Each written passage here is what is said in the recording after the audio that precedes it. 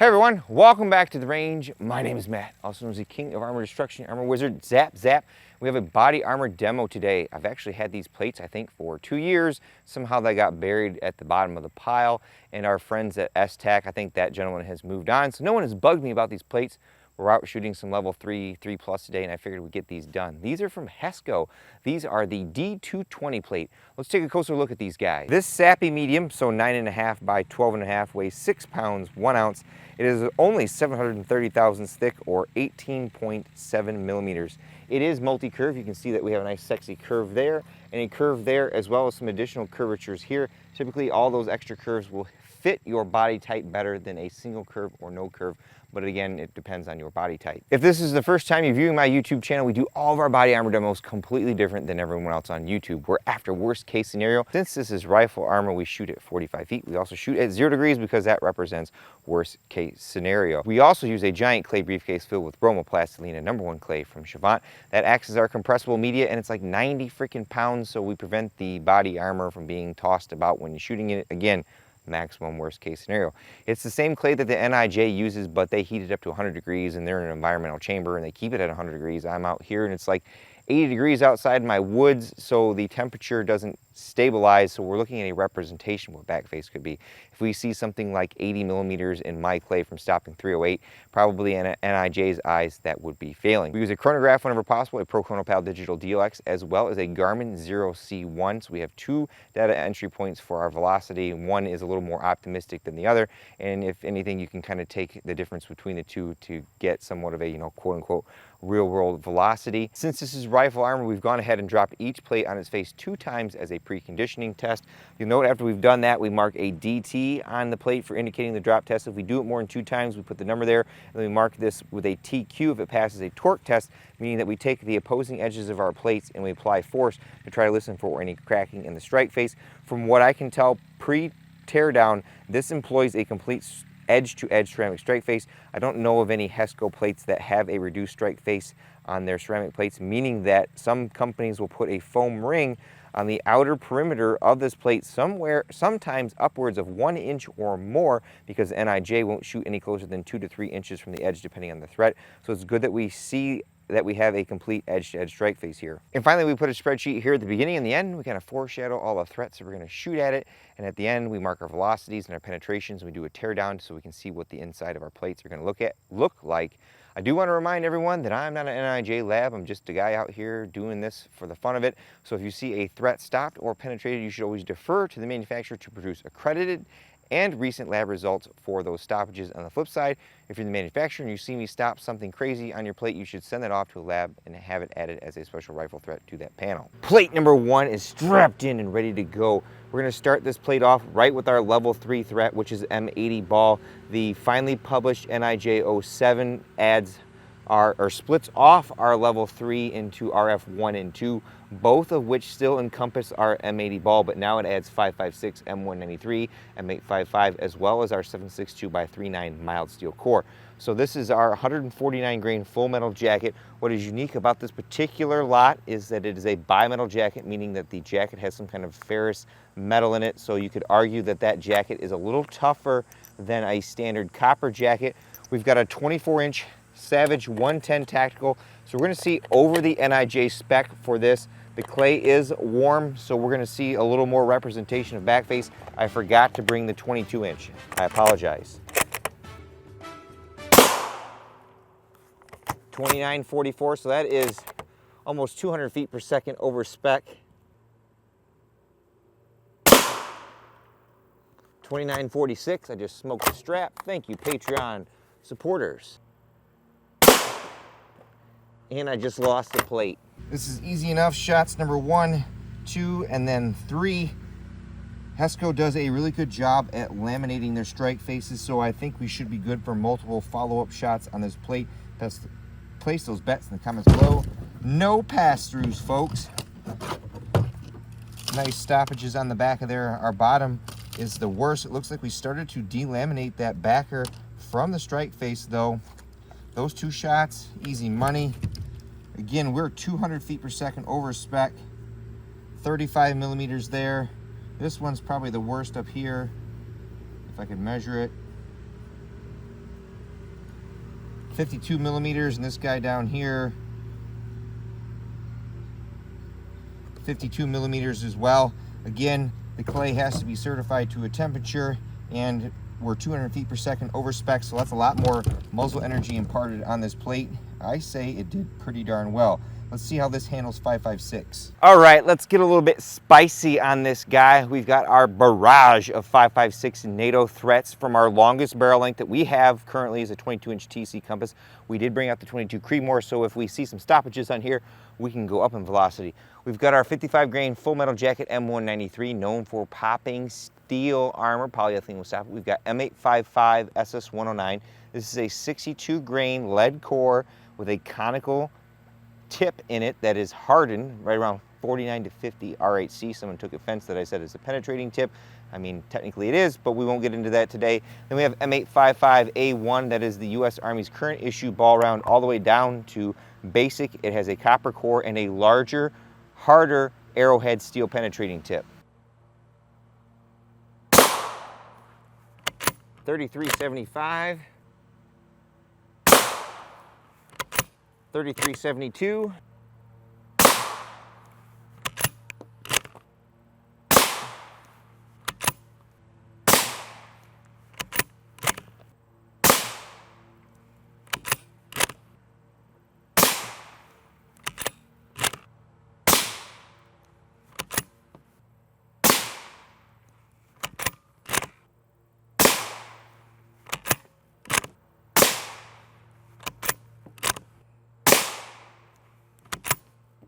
I think you'd have quite the hurtin' if you took that many shots on your plate and still were standing.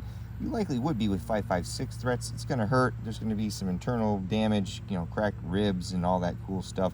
But I think as far as I've read, if a bullet has been stopped in a plate, there hasn't been anyone that has died from blunt force trauma. At least it's documented that I've read about yet. Our M193, number 1, 2, 3, and then 4. Our M855, number 1, 2, 3, and then 4. Then our A1, number 1, 2, 3, and 4. Now there's still some hard parts on this plate left, but I think at this point we're gonna go to plate number 2. Hopefully I have enough straps left for today because these have seen better days. This one is just completely trashed.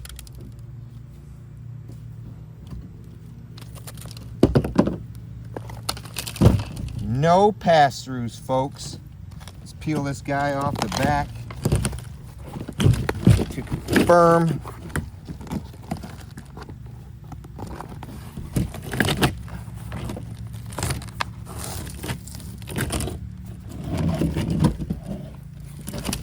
Read 'em and weep, boys. No pass-throughs on that.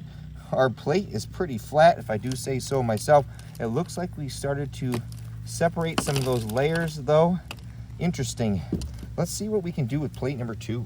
Well, since our plate stopped M855A1, let's go up to M80A1. I got these from War Pig Armory, and I do believe Dozer Munitions has them as well. If you're looking to pick up any from War Pig, my name Buffman will save you a few pennies on that. So this stuff's kind of cool to have, not really good to buy in mass right now because of the cost, but this is 130 grain copper core with a very large hardened arrowhead steel tip. Now it's only right around 4950 RHC versus M855A1, which is right around 60.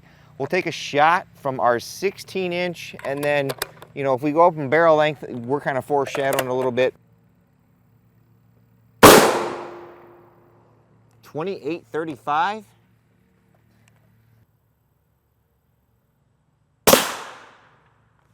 3161.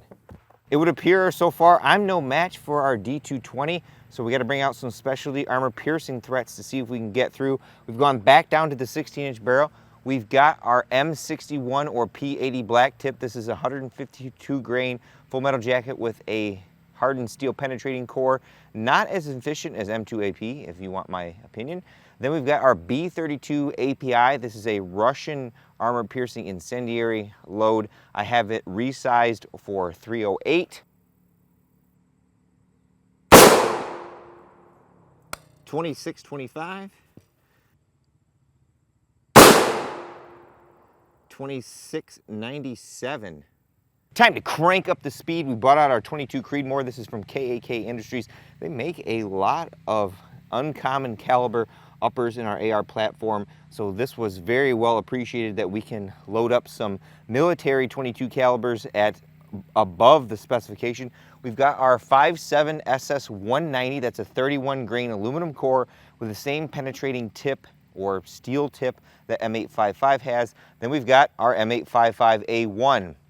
These should be over 3,400 feet per second for the A1 and closer to 4,500 feet per second for the SS190. 43.95, 42.99, 35.50, 35.33. That is smoking fast. We'll finish this plate off and then go see what we did, but I brought out our 8.6 black mainly because I had it out today to do some shooting. So I want to verify some of the velocities of these loads that I'm doing. I've got 3 flavors here. I've got a 260 grain lead core tungsten penetrator, Swiss P AP. I've got our 250 grain solid brass spun round, and I've got a 285 grain solid copper spun round. Traditionally, in the past, these bullets can penetrate a lot of 3A and some level 3 because you have to degrade and catch that projectile to slow it down. And because of how long it is hard to stop sometimes.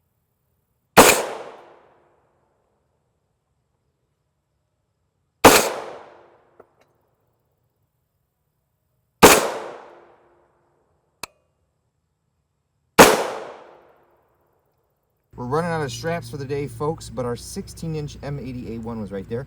Our 24-inch was right there. Then our P80 black tip was right there. Our B32 right there. Then our SS190 was right there and there. Our Plus P Plus M855A1 right there and there. Then our 8.6 black, the solid tungsten was down there. I'm not sure why I shot so low. Then our solid brass spun, and then 2 copper spun guys. Place those bets in the comments below. Oh, R.A.N.G.E. We have only penetrations from the B32 and P80 from the 16-inch. Otherwise, the M80A1 was stopped from the 16-inch and the 24-inch. This is a very impressive plate. It is a little on the heavier side, but I think we're using a thicker strike face there, and that is helping us break up these projectiles. This is, in my opinion, as capable like the Hi-Com 3S9M. You're gonna take a little bit of that weight savings, but damn. Paging Dr. Matt to surgery, paging Dr. Matt to surgery. Now for a fan favorite, the teardown. That's where we get to look at the guts of our plates, and we can make some constructive criticism or critiques based on the fact that I know a thing or two because I've seen a thing or two. I am not an engineer, material scientist in any way, shape, or form. I'm just a guy out here in my backyard shooting stuff because it's fun. Here's plate number 2. Confirmed the only penetrations were the B32 and the P80 black tip. It looks like we are using a type of Spectre shield that is branded. It does appear to be pressed, although I will say it seems to delaminate. It's still fairly rigid. I measured that right around 330 thousandths thick. Nice job, Hesco. You can see on some of these threats, the 16-inch M80A1 didn't even make it into the polyethylene. Some of the other shots didn't either. Our 24-inch did, and then our 2 penetrators decimated that polyethylene and ceramic strike face. But our other shots were not even on the polyethylene. Here is our strike face. Indeed, that sucker goes edge to edge. It is laminated. You can see that laminating layer there. Very good thing that Hesco does is laminate their strike faces, or at least every one that I've tested. I measured that right around 314 thousandths thick. It is alumina. Now, I've always mentioned that the harder it is for me to get into your plates, usually that means that they are of a better build quality and can take multiple shots better, and this was no exception. I could not get this strike face cover off here, so whatever adhesive they are using is downright amazing. Here is that laminating layer. I'm not sure what kind of material that is, but they bond that to the strike face, and that keeps as much of this alumina together as possible. Here were our 8.6 black rounds that I recovered. This was the brass one. This was the solid copper. You can see how much of that bullet is still left. This was the tungsten core one. It just smashed that little tungsten core all to bits. Here was plate number 1, confirmed no pass-throughs on that plate, even at the above spec M80 ball. We stopped it. Now a strike face on this guy is a little worse for wear because we put more hits on this, but very, very impressive. I would consider this almost a low class, almost level 4, kind of right in line with that Hi-Com 3S9M. Cool. Well, folks, I think our Hesco D220 checks almost every single box for common threats with our level 3+ / RF1 and 2. We were able to stop even some of our 30 cal advanced threats like our M80A1 out of our 24-inch barrel, so that's maximum real world velocity. This is pretty much a clone of our Hi-Com 3S9M when we tested that. Both of these I would consider very superb. Now the only downside to this Hesco D220, it is a little heavier than other level 3 plates. It tips the scale right at around 6 pounds for this sappy size medium, but you're getting a lot of threat coverage and robustness through multi-hit capable scenarios. With all that being said, it's time for me to get the heck out of here, but at the end of all my videos, I take a moment to thank all those who help make these possible, because there's a lot that goes into them. Number 1 is my family. They're out here a lot, helping me clean up this place and do some shooting, so any time that I can spend with them is greatly appreciated. Number 2 are the fine gentlemen over at STAC. Again, in full transparency, they sent me those plates like 2 years ago to destroy with no strings attached. Number 3 is Hesco. I do have an active relationship with them, and from time to time I beg them very nicely and they send me some of their new offerings, and that just gives us good data to show to you guys when they have these new plates. You can look up a test of mine and see how well they do. Number 4 are my Patreon, Subscribe Star, and YouTube channel members. I have a campsite in the description below with various different ways to contact me or support me through any of the affiliate links that earn me a sales commission. As I mentioned, War Pig Armory has Buffman for a discount code for buying M80A1 from them, and I think it earns me $5 an order. And what I do with that is I buy more M80A1. Dozer Munitions has some of that ammo as well. And of course, number 5 is you all for watching. Until next time, I'll catch you at the range.